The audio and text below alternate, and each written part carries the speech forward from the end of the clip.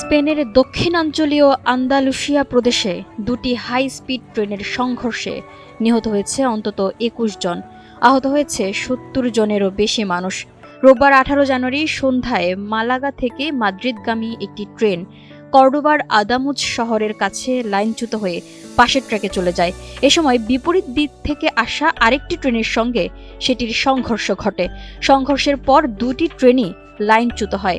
স্পেনের রেল কর্তৃপক্ষ জানায়, আহতদের মধ্যে অন্তত ৩০ জনের অবস্থা আশঙ্কাজনক।